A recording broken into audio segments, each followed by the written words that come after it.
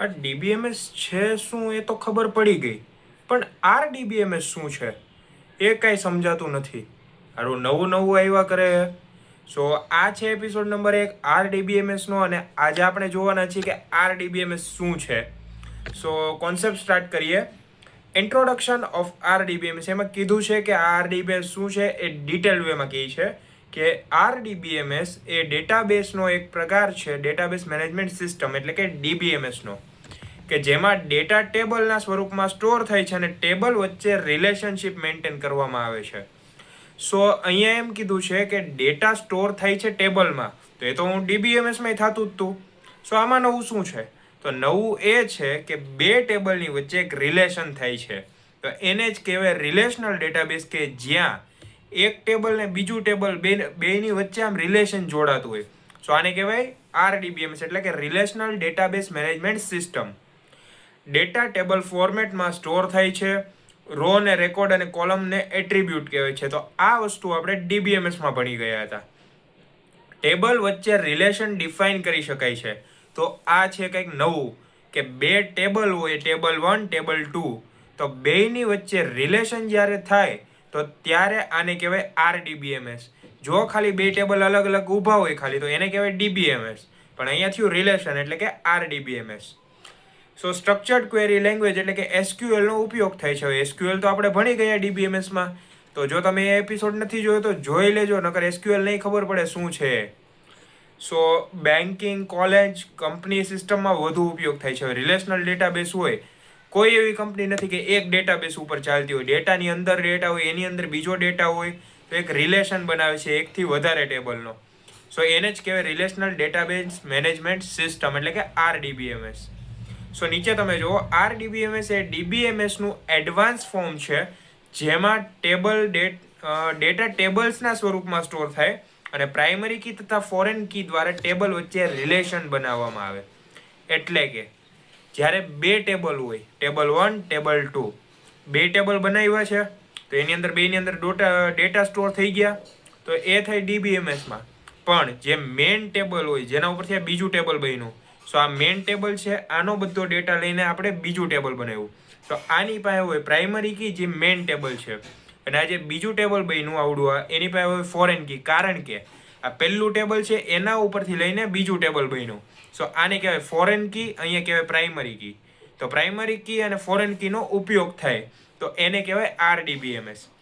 So next જોઈએ DBMS versus આરડીબીએમએસ. સો બેમાં શું મેઇન ડિફરન્સ છે ને એ હવે જોઈએ. સો ડીબીએમએસમાં રિલેશન જરૂરી નથી અને આરડીબીએમએસમાં રિલેશન એસેન્શિયલ છે. એટલે કે ડેટાબેસની અંદર ખાલી જે નોર્મલ ડીબીએમએસ હતું તેમાં રિલેશન બનાવવું જરૂરી નહોતું, પણ આરડીબીએમએસની અંદર રિલેશન બનાવવું કમ્પલસરી છે. એના વગર તમે બીજું વર્ક ના કરી શકો. ડીબીએમએસ સ્મોલ સિસ્ટમ માટે છે અને આરડીબીએમએસ લાર્જ સિસ્ટમ માટે છે. હવે આનું એક મસ્ત ઉદાહરણ આપું. એક કંપનીમાં તમે કામ કરો છો જ્યાં 10 થી 15 એમ્પ્લોય છે. સો ત્યાં તમે વાપરશો ખાલી ડીબીએમએસ, કે એક જ એક્સેલ શીટ બનાવશો, બીજું કાંઈ કનેક્ટ નથી, ખાલી એક એક્સેલ શીટ, જેટલા ક્લાયન્ટ આવ્યા એની એન્ટ્રી, કેટલું એને ખરીદી કરી, કે કઈ વસ્તુ રિટર્ન કરી, કઈ એક્સચેન્જ કરી, તો બધાની એન્ટ્રી. તો આ બનાવ્યો તમે ડેટાબેસ, તો એક સાદો ડેટાબેસ હતો. હવે એની જ જગ્યાએ એક મોટી કંપની હોય, આઈટી કંપની હોય, તો એની અંદર શું થાય, તો એક ક્લાયન્ટની લિસ્ટ હોય, એ ટેબલ ઉપરથી એ ક્લાયન્ટે કયો પ્રોજેક્ટ આપ્યો, એ પ્રોજેક્ટ છે, એનો શું બિલ છે, મતલબ શું ચાર્જ છે, તો એની અંદરની બધી ડિટેલ આવે. સો આ મોટી સિસ્ટમ વાપરે, તો એ છે આરડીબીએમએસ. કે નાની સિસ્ટમ હોય એ કહેવાય ડીબીએમએસ, અને મોટી સિસ્ટમ હોય એને કહેવાય આરડીબીએમએસ. સો આરડીબીએમએસમાં પ્રાઇમરી કી કમ્પલસરી હોય. કેમ? હવે આ વસ્તુ હું તમને કહું, તો મેં તમને પહેલાં સમજાવ્યું હતું કે ફોરેન કી અને પ્રાઇમરી કી. તો અહીંયા જે મેઇન ટેબલ હોય એને પ્રાઇમરી કી લાગે, કે ભાઈ આ ટેબલ સિવાય બીજું ટેબલ એ કંઈ આવું છે નહીં. અને અહીંયા ફોરેન કી એટલી લાગે કેમ કે પહેલું જે મેઇન ટેબલ છે ને એના ઉપરથી બીજું ટેબલ બનાવવામાં આવ્યું. હવે ખબર પડી, આરડીબીએમએસમાં કમ્પલસરી પ્રાઇમરી કી યુઝ કરવી પડે, કારણ કે આરડીબીએમએસ એ રિલેશન છે બે ટેબલનો. જ્યાં સુધી રિલેશન ક્યાં સુધી ના બને, જ્યાં સુધી એક ટેબલને ફોરેન કી ન મળે. આનું જો હું તમને એક્ઝામ્પલ બતાવું, કે આ છે ટેબલ 1, ટેબલ 1, અને અહીંયા છે ટેબલ 2, TBL લખી દઉં છું. ટેબલ 2. સો અહીંયા મને એમ કે હું આ સિંગલ ટેબલ રાખું તો આને કહેવાય DBMS. પણ મારે હવે સમજો કે આ મોટા ટેબલની અંદરથી એક નાનું ટેબલ આપણે જનરેટ કરવું છે આવડું આ. સો હું શું કરીશ, આનો જેટલો ડેટા છે એ બધો નવા ટેબલમાં લઈ જઈશ આમાં. તો મારે હવે જ્યારે પહેલા ટેબલમાંથી બીજા ટેબલમાં ડેટા લઈ જવો છે તો પહેલા ટેબલને હું આપીશ પ્રાઇમરી કી. કઈ? Primary key. અને અહીંયા બીજા ટેબલનું હું આપીશ ફોરેન કી.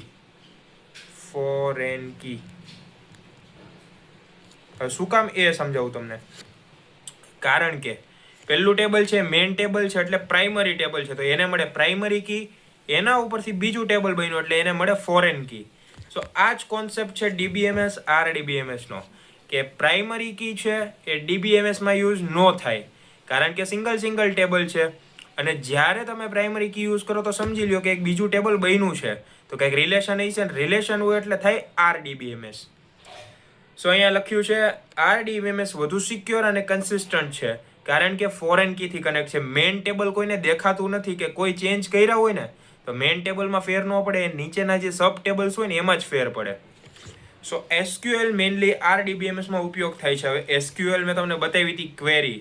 સો એ અત્યારે RDBMSમાં મોસ્ટલી યુઝ થાય છે. કેમ કે અત્યારે બધી કંપની છે, મોટી કંપની છે, બધા પાસે મોટો ડેટાબેઝ છે અને એને યુઝ કરવા માટે એને RDBMS યુઝ કરવું પડે કારણ કે ઘણા બધા ટેબલ્સ હોય એની પાસે. આ વસ્તુ હું તમને દોરીને કહું તો ભાઈ આ એક મોટી કંપની છે, બરાબર. આનું નામ આપી દઉં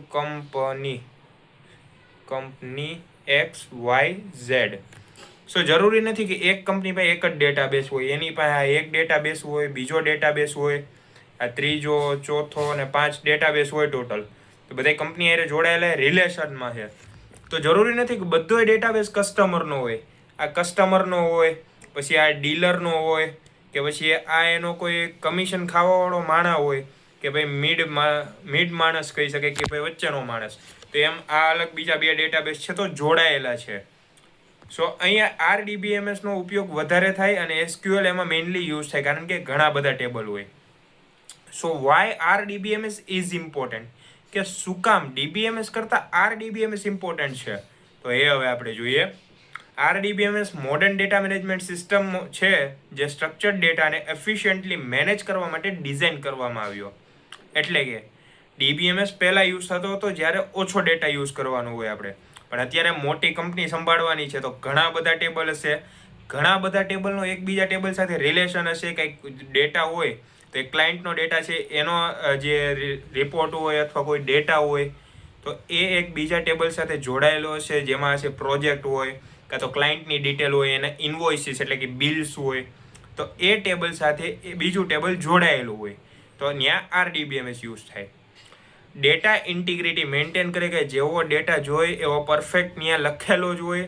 જરી કે ટેબલ આમ તેમ થાય તો રિલેશન હોય તો ત્યાંથી ખબર પડી જાય કે પહેલા ટેબલમાં મેં આ એન્ટ્રી કરીને બીજામાં કેમ નામમાં આટલો ફેર લાગે, પછી ખબર પડે કે અહીંયા નામમાં જ તમારે ફેર પડ્યો છે. ત્યારબાદ છે મલ્ટી યુઝર એન્વાયરમેન્ટ સપોર્ટ કરે. મલ્ટિપલ ડેટાબેઝ હોય તો મલ્ટિપલ યુઝર એ હોય કે બધા ડેટાબેઝ કે એક જણો યુઝ ન કરી શકે. ત્યારબાદ છે ટ્રાન્ઝેક્શન કંટ્રોલ સપોર્ટ કરે છે કારણ કે અહીંયા 10-15 ડેટાબેઝ હોય એક કંપનીમાં તો બધા ડેટાબેઝ માટે એક એમ્પ્લોય તો હોય જ, તો અલગ ડેટા હોય, ખાલી રિલેશન બધા વચ્ચે હોય. સો અહીંયા એક એમ્પ્લોય એક ડેટાબેઝ ઉપર પ્રોપર વર્ક કરી શકે એટલે કાંઈ એરર ન આવે. જે ટ્રાન્ઝેક્શન હોય ડેટાની તો એ પ્રોપરલી પૂરું થઈ જાય છે કે વચ્ચે ક્યાંય એરર નથી આવતી. સો અહીંયા છે લાર્જ અમાઉન્ટ ડેટા હેન્ડલ કરી શકે. હવે ઓલું કહેવાય ને કે એક ચોપડીની અંદર તમે બધુંય ન લખી શકો, તો ચોપડીની જગ્યાએ તમે એના 10 પાર્ટ બનાવો કે આ પહેલો ભાગ છે, આ બીજો ભાગ, આ ત્રીજો ભાગ, આ ચોથો ભાગ, એવા 10 ભાગ બનાવ્યા.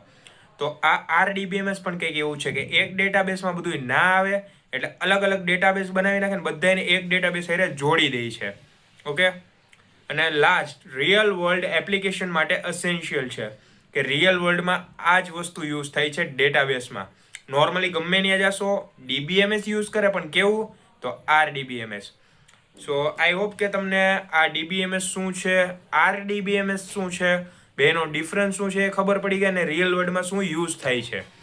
સો આ ચેનલને સબસ્ક્રાઈબ કરો આવા જ કન્ટેન્ટ માટે, અને જો વિડીયો પસંદ આવ્યો હોય તો વિડીયોને લાઈક કરો અને આ વિડીયોને તમારા બધા મિત્રો સુધી શેર કરો જેથી તેમને પણ આ વિડીયો હેલ્પફુલ બની રહે. તો મળીએ નેક્સ્ટ એપિસોડમાં.